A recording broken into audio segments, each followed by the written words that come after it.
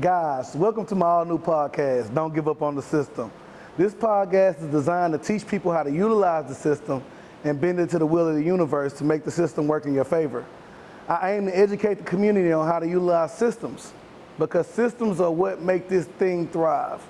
And through systems, you can utilize it to your favor and make it bend to the will of your universe. My first guest will be Constable Chris Bates. Stay tuned. He's dope, he's young, he's innovative, and he's done some of the most progressive things you ever seen at a constable level. He told me, AJ, you either gonna be a politician or a pastor because you have a gift. The sky's the limit, the sky's the limit. So fly. We do all this for them generations that come right after us. They tryna make a way, made a way, and I got so much proof to show for it. The sky's the limit, the sky's the limit. Whoa. I didn't choose politics. Politics chose me. I'm AJ Turner, born and raised in Beaumont, Texas, city councilman, served as the mayor pro tem. I decided to start a podcast because I felt like we need to educate the community on how systems work. And I have my brother, my right-hand man, one of my most favorite people to be my first guest, Constable Christopher Bates. I run Beaumont, he ran Port Arthur. So Chris, man, he's as solid as they come. Chris pretty much one of the highest vote getters I ever seen in the community of Port Arthur. The community events he does is unmatched. A lot of people are in service, but Chris is a man of actions over words. So Chris, can you just tell them a little bit about yourself, brother? Yeah, man, first off, thank you for allowing me to come and speak on this podcast.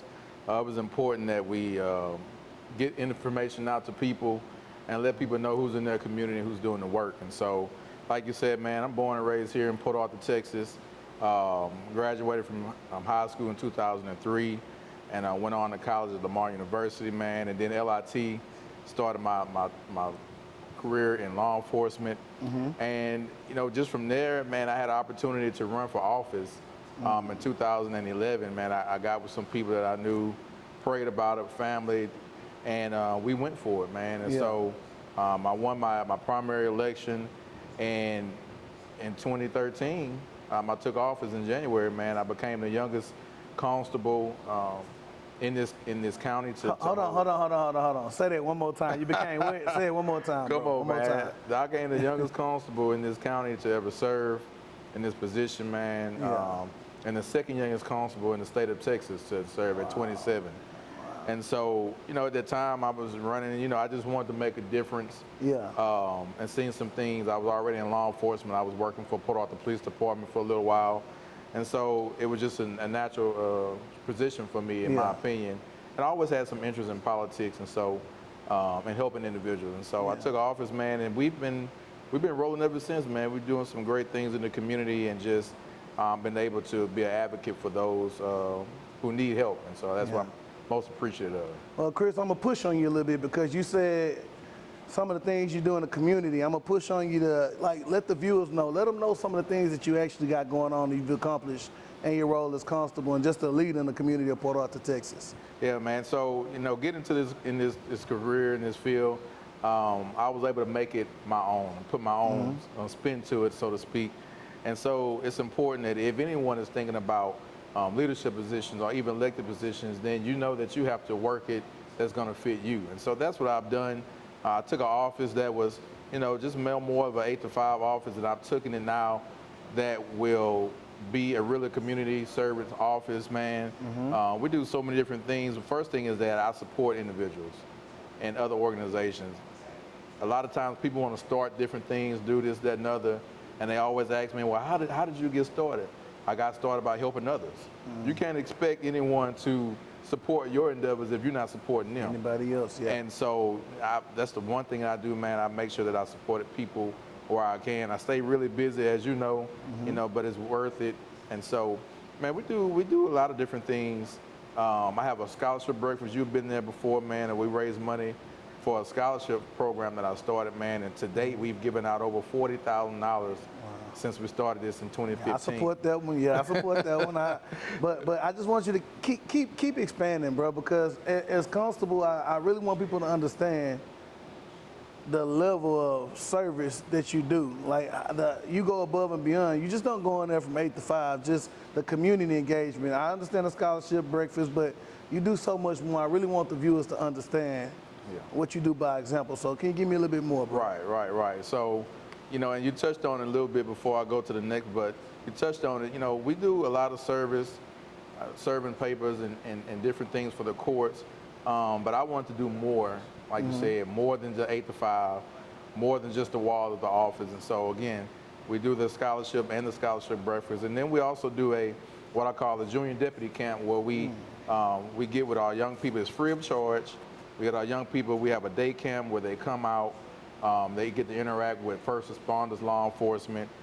We teach them about gang and bullying awareness, things that's going to respect themselves and respecting adults. And we have the SWAT truck. We have support from our Sheriff Zena Stevens. She comes and she has our SWAT truck. Have the fire department come. We have different agencies with police officers to show the vehicles, man, and so the kids get to interact with law enforcement. And then we also want to promote physical fitness. So my friend Robert King and my lieutenant Isaiah Seltzer, they set up a little junior deputy camp, man. And these kids, they get to go, they get to collect their times and try to complete this obstacle course. And they always get a kick out of it. And I normally put it on Facebook where I run the obstacle course. And since I've been doing it the past 7 years, man, I'm getting slower and slower. I don't feel bad, bro. I don't feel bad, but you do it. I do it, man. And so we do those things with the obstacle course and the junior deputy camp as well. And one of my first events that I've done is Christmas with the Constable. You've been there also, where we partner with the Salvation Army. We collect toys for needy families. It's a free event. I just ask people to bring 2 toys. We have gumbo. The last year my mom cooked the gumbo. It'd be good, bro. It'd be good food, man. This is why I can't unbig my back, because my mom always cooking. And so, Mama going down. Mama going down with it, man. But we have a good time. I have groups to come in and sing. I sing a couple of songs as well. And we just have a good fellowship and support the community during the Christmas season. So. Again, I'm stay busy, man, but it's needed. It's needed in the community. And so after the completion of each event, man, I'm just always grateful to God for allowing me to just be able to do the work.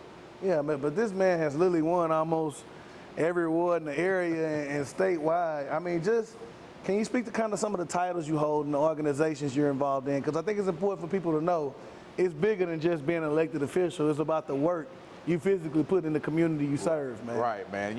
Again, I do a lot of things here locally, man, but I've been blessed to, just recently, I'm the past president, but I was able to hold the title of president for the Justice of the Peace and Constables Association of Texas. It's the largest organization of most county elected officials in the state of Texas.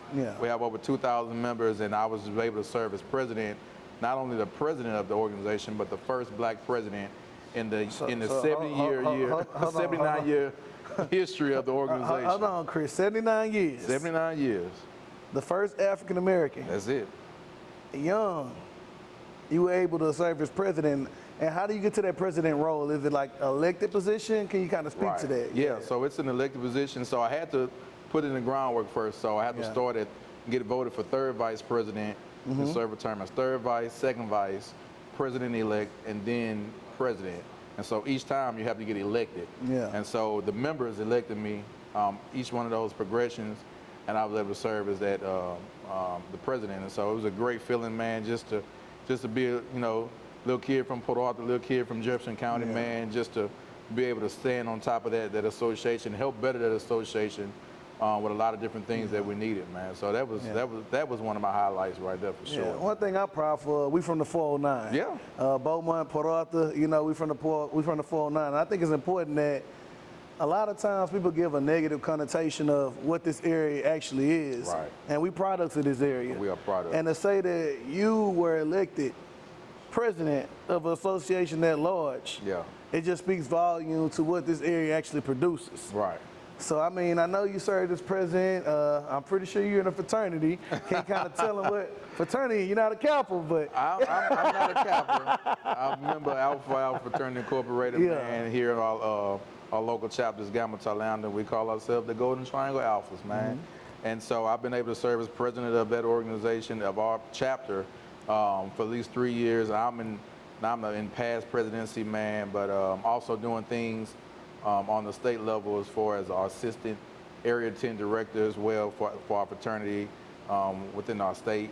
And so again, I stay busy with that, man, and a lot of different local, boards and different things. One of the ones I'm most proud of is a nonprofit called Linda's Lighthouse, and you're familiar with that as well. Yeah. Ms. Amber Lucas is our president and CEO, and we do a lot of good things. We just finished up our back to school drive here earlier last month, and we do a lot of great things in the community. And so kids needing school supplies to start off school with, man. So this year we were able to service and give out over 1,000 backpacks to kids in the community, man. And so that organization is near and dear to my heart because of the work that everyone is doing inside, man. Yeah.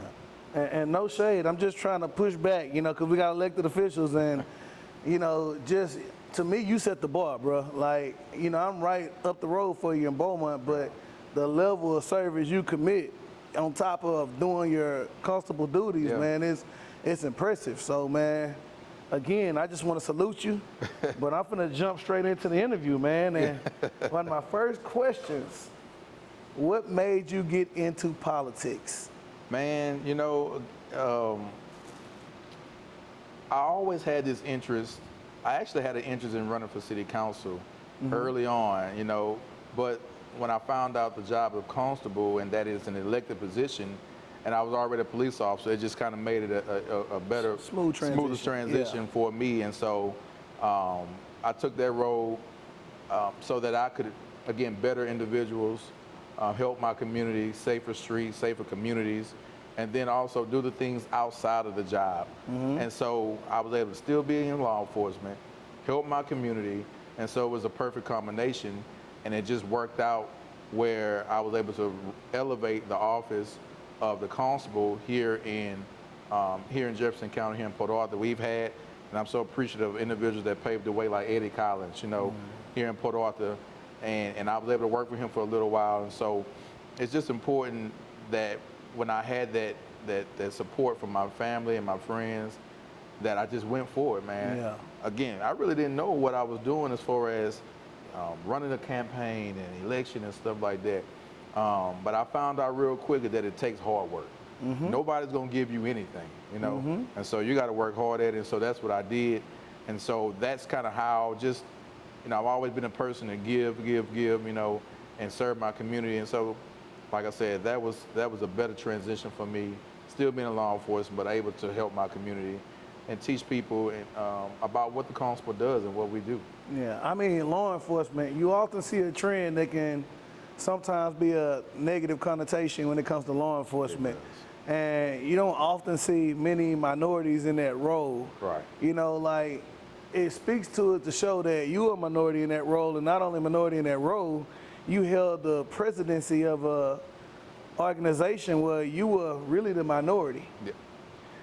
Can you kind of speak to, being a minority in law enforcement, how important it is to see people who look like you when you're dealing with disputes or whether it be a tough situation or a tough time? Yeah, man. In my time working for Port Arthur Police Department, man, got some good training there to not really being able to interact with individuals. Now, this job is more of from what I found, is more of a job where you have to listen to people. People are calling you at their worst times. And so you have to be able to go to a call and you have to be able to listen first and not always be reactive, depending on the situation, of course. But this job and how important it is, there's a lot of things that we cut on the TV any day at a time, and there's a lot of things that's going on that we can look on the news and see the relationships between law enforcement and certain communities are strained. It's so important to have a great relationship with your community in this position. I see it from all sides of it because as a black man and being in law enforcement, I'll get to see how to deal with individuals on the street, and then I get to empathize with them as well as being a black male when there are certain shootings and different things in our communities and around the state, to really understand what's going on. And the biggest issue with everything is the lack of education, the lack of knowledge that people know about what law enforcement does in their communities and why we do certain things. And I think that's the main thing, is just trying to educate individuals on why these processes are done. I'm not saying it's 100% fair. I never sit here and say that. And I always tell people, if you come into this job and you don't want to sit down and talk with people, or you don't want to sit down, or you don't want to respect or love people, then don't even get into this career, because you make it bad for everybody else that's trying to do the right thing in this career. And so it hadn't been easy. Even now, man, we're dealing with individuals in Dallas and now in Houston where officers have been ambushed just by sitting in their car, you know. And so I've always, in law enforcement, I've always made sure that I was watching my surroundings or whatever, man. But even now, so, man, you know, I don't stay in one place at one time because I don't know who's gonna pull up on me, to be honest with you, man. And so there's a lot of things that people don't understand that we deal with, or what we see, dealing with, you know, crime and death.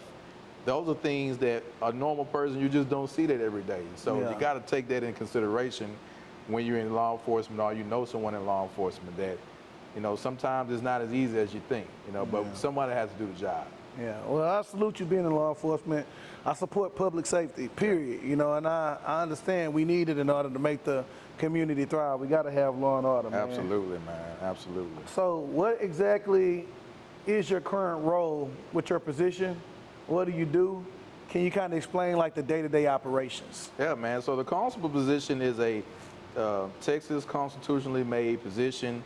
Every 4 years we go up for election, and again, the head constable, which is myself for precinct 2, we are elected every 4 years, so the people have to get out and vote for us, and then we can hire our staff that works for us. And so our main job, according to the Constitution, is to serve the civil process for the different courts and bailiff the justice of the peace court. And so we make sure that we bailiff our court, and we make sure that we receive our civil papers from the different courts, whether it be JP, district court. And when I say civil, I mean individuals that are persons are being sued for a civil action, whether it's personal damage or that they've experienced, or someone is suing them because they didn't hold up their end of the bargain on a contract. And so it's some type of what we call a tort that they are suing for to receive, you know, their damages or receive their money to satisfy a judgment. And so dealing with evictions, we have to deal with that. We do a lot of papers from the Attorney General's office with child support matters, work with CPS. Sometimes we have to take one child from one household according to what's going on in that household. So we work with CPS, and we also we hold auctions sometimes. Sometimes if you go to the county website, you'll see Constable sell on there. And that happens when a person is sued and they don't have the money to pay the judgment. So we work with the attorneys, and we have to seize this property, sell it, and try to recoup the money that's being owed for that. And so we do a lot of different things in the community outside of the community stuff that I do. There's a job that has to be done. And so we do that service, we perform that service, myself and my deputies and my clerks. We work hard at making sure that we are professional and we're doing giving people the great service that their tax dollars are paying for.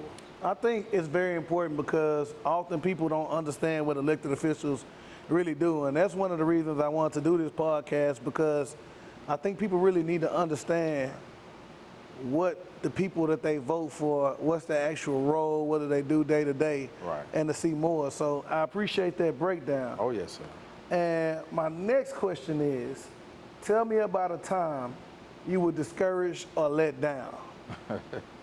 You give me more than one example if you want to. Well, I'll tell you in law sit enforcement. up for this. I mean, I tell you in law enforcement, man, sometimes you are let down, you are discouraged. People expect a lot from you. But man, I guess one of the main times that I was kind of let down, I'm always in my mind a person that is respectful, that will try to help and go beyond to help somebody else in my community. And one of the times I got my first letdown was somebody really talking bad about me, man. I just hadn't had that, you know, happened to me as an adult. And then in politics, you just got to know it's going to come. And so you got to be ready. And my mom, you know, she told me, she said, Chris, she said, you humble, you have a good heart, but she said, you're going to have to toughen up. Mama told me straight up, she said, you're going to have to toughen up. And so I took those words from my mom. And, you know, I still have to deal with individuals sometimes that may not know who I am or say things that they don't know about me or disrespect, or just don't know the position. But you have to meet them with professionalism, and you just have to show them better than you can tell them. Yeah. And so that's what I've done, man. But that was one of the times. It was just, you know, I'm just doing my job, helping the community, and someone just comes to say something negative that they don't know.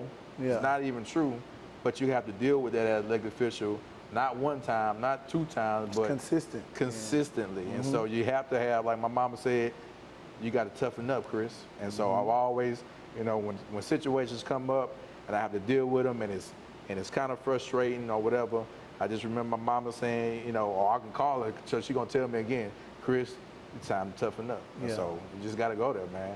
I think one thing that's tough that people don't understand, we in these elected positions, but we're people too. Well, exactly. And not only do you have to deal with some things people say, you got a wife, you got kids, Family, you got a family, you got mom, you got dad.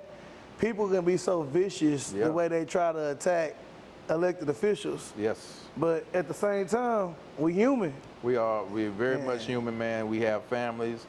You know, we want to go home to our families, man, and love on them. And then sometimes you have to worry about individuals that are probably family people as well, but just, you know, because you're elected, they put you on this, you know, this higher. And we do have more responsibilities, don't get me wrong, but at the same time, like you said, man, we're human, you know. Like somebody said, man, I'm soft and squishy, you know. So, you know, if somebody poke me hard enough, I'm gonna bleed, you know. So, again, we still have to have an extra layer of tough skin, because it just comes, especially in law enforcement. They've always, when I first got on the streets, they said law enforcement, we can't be offended. And that's true, man. People that say stuff to us, this, and another, we just have to take it like it is, you know, and try to do our job the best way we can. Yeah, they try to provoke you, but one thing I'm big on is, hey, we're elected officials, but we still men. And it is what it is. Put some respect on your name. Like, hey, you can talk about me all day long, man, but when it comes to family, you know, leave people family out of situations, man.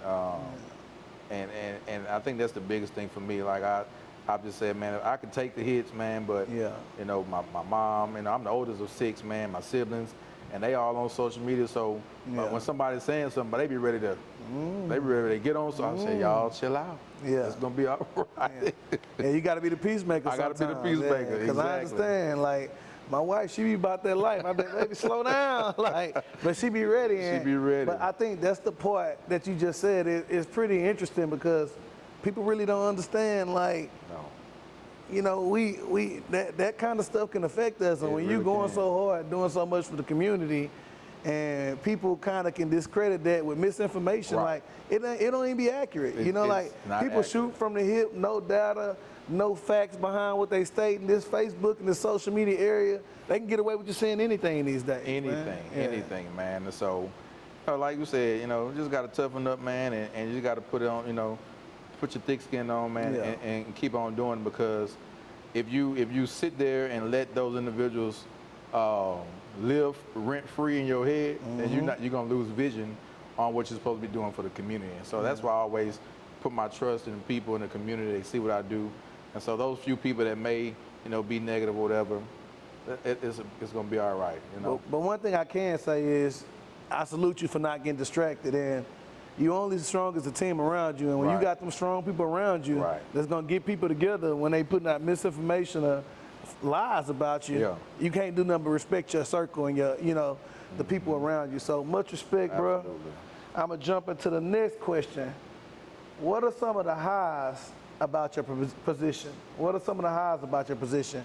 We talked about a low moment, but talk about some of the highs, man. Man, at the end of the day, I'm tired from getting up at about 6 o'clock in the morning, sometimes 5, start my day going through But being able to help people, I don't know, man. It's just, and you know this too, man. That's why you do a lot of community service. Yeah. But being able to help people is so invigorating as far as the feeling and of a response that you get afterwards in your body, man. And so that's why I'm always doing this. I'm always doing that, trying to help individuals. Today, for perfect example, I had a busy day today. I got a call from a resident here in Port Arthur that they had been dealing with some scam calls. This elderly gentleman that I've known from church, and he was dealing with people scamming his phone. He had been to T-Mobile to try to get him to block the phone calls, this, that, and other. And so he called me up. He actually called my dad, and I got in contact with him. And I just went and sat with him. I probably just sat with him for about an hour today, looking at some of the messages, looking at some of the calls. I made sure his phone, the number was blocked. I talked to him, and he had pretty much had everything already done. But the reassurance that he got once we finished talking, he was so grateful that I just spent some time with him to help him out, listen to him. He has my contact information. He can call me. But those are the things that I try to do in the community, even on a one-on-one basis. And that today just happened today. It was just a good feeling when I was done. He was appreciative, and so I just hope that we have more individuals, more elected officials, just to go and help somebody when they in need. And so that's just helping people is just the highlight of my day. Every day I try to help somebody else. Yeah, it's kind of crazy. I had an instance where, when we running for office, we block walk. We go door to door knocking, introducing ourselves, getting to know people. And I met a senior citizen. Yeah. And I asked her name. I thought she was gonna give me a government name. She said, "No, baby, call me Big Mama." Yeah. Man, Big Mama cooked me breakfast. Before I knew it, we sat down and we ate. Wow. I took a break, and I just felt so relieved just listening to her. Yeah. To this day, I went and helped her put some furniture together the other day. Yeah. Like, we have an ongoing relationship. So, I agree with you about the highs, about actually really doing the job, and you can't do nothing but appreciate and respect that, That's man. it. Yeah. That's it, man. That's awesome, man. And you'll have those individuals that you see this that need help, and you just they don't know. People call me about all type of stuff, whether it's city, whether it's county, whether it's a state, whether it's the drainage district. I get calls about every problem because they know, and you know this as well, you're the elected official that they trust. They know you're going to be responsive. They know you're going to answer the phone call. And they know you're going to come check on them. So I get all type of stuff about the trash not being picked up, everything. I don't work for the city, but I know that they respect me as the constable. And if I can't do the job for them, that I know that they know that I can point them in the right direction. But Chris, that's why you're so respected, bro. I'm just going to keep it rolling. I'm going to keep it rolling. I'm going to keep it rolling. What do you feel are some of your biggest accomplishments? Since we on the feel good tip, what do you feel are some of your biggest accomplishments, Let's keep it going. Yeah, man. So again, man, I've been blessed to receive so many awards, man. And it's just a blessing that I just want to bring back to our community and let people know that we're doing some great things here and in the Golden Triangle in the 409. And in 2017, man, I was named State Constable of the Year by the JPCA Association, man. And how many constables it is again? About 700 constables. And so I was able to be named that for the state. But more recently, man, last year in 23, I was named United States Constable of the Year by the national organization. So if it's about 700 in the States, when we talk about United States, right? If you just had to throw a rough number out there, bro, it don't have to be accurate, just a rough number. Man, I would say in our United States, we probably have about 3,000 constables, 25 to 3,000 constables in the United States. Again, Texas is probably going to be the largest, but Louisiana is right there because they have city constables as well. And so our organization that I'm a part of, the National Constables and Marshals Association, named me United States Constable of the Year for 2023, man. And that was huge. One of my peers nominated me, and it was just a feeling that I just had never really felt before, just having that nationwide recognition. And so, but again, I brought my little award home, and I just thank the people here for allowing me to serve in that capacity and represent them in a good way, man. Yeah. And so for those efforts, the mayor of this city, Thurman Bartee, presented me with a key to the city maybe about a month after me receiving that award, man. And so last year was a year of good, positive highs, positive things in my life, things that I would never forget, things that I will always cherish and share with my kids, and I'll be forever grateful. What do you feel are some of your biggest accomplishments? Man, so earlier I talked about being the president of the association for the state, JPCA, but in 2017, I was actually named Constable of the year for the state of Texas, man. Wow. And so to me, that was a great accomplishment for our state.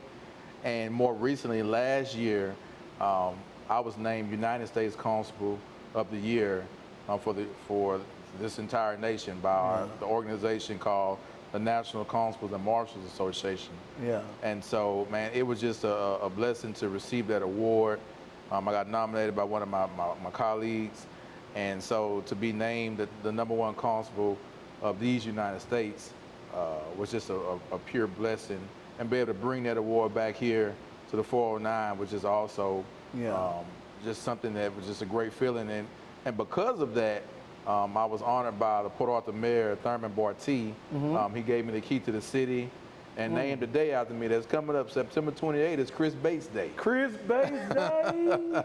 Yeah. So and the room, the chambers for the council was packed, man, and they had a little reception for me. And so it was just an honor. Just, again, I told people in my comments that the only reason I'm able to get to those accomplishments, those heights, is because of the support here locally, man. Yeah. I mean, I got support all over, statewide, nationwide now, but locally, man, it's just, the love is so important, and that's what really keeps me driving, keeps me going. And so, you know, those aspects of this job has really just allowed me to continue moving forward, man. Again, I mean, I received so many awards, but it's just a blessing that people recognize you.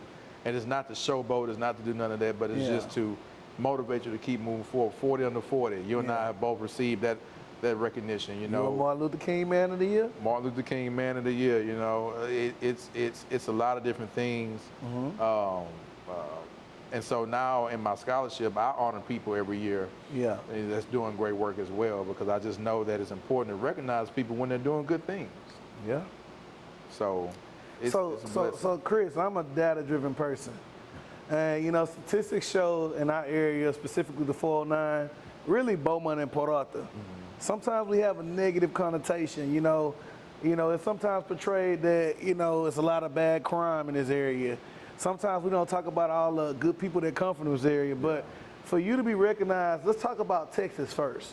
So constables in the state of Texas, about how many constables it is in the state of Texas, you think? Right now we probably have about 700 constables. So out of about 700, you were way in 2017. Constable of the Year in the state of Texas. Right. So I want to put in the content that, you know, out of around 700 constables, right here in Port Arthur, Texas, the 409, the land of the trail. Chris Bates was recognized in the state of Texas, and it didn't stop there. Recently, you were recognized the United States. So let's talk about data. How many constables you think it is in the United States? Man, we roughly, man, probably between 2,500 to 3,000 constables in our state, from different states here in our nation. And so it's again, I was speechless, you know, to receive it. But like you said, putting it in context, it just equally makes it even greater, you know. Again, and then being right here from this area to bring it back home, it's just truly amazing. I mean, like I said, Chris, like you are what I call the model elected official. You know, beautiful family. You don't just serve in your position, but you physically do things to uplift your community and the people around you. Right. And I live on a motto, and everybody I encounter, I want them to be better once I walked away from him, once I left him, man. You were a living testament to what that insists of. So, again, I want to give you your flowers while you're here. We appreciate you. We proud of you. Keep going. Oh, yeah. I'm thankful for you, and I'm thankful for our relationship, bro. Like, it's hard to find real friends where we can actually talk to each other and vent to each other about some of these things that we go through in life and these leadership roles, bro. So, man, much respect, Chris. Man. In the United States, bro. Give it all to God, man. You know, that's it. That's it. He get the glory. He get the glory, man. But much respect, bro. And we're going to keep it rolling. We're going to keep it rolling. So the podcast is don't give up on the system. You know, we have these systems in place that you see people all the time. They get tired of politics. They don't believe and trust in politics. They don't believe in some of these politicians. With this podcast, I want to show some people that's really putting in work. Yeah. I want people to learn about who they are and what they got going on. So my last question is, what do you say to people who are giving up on the system?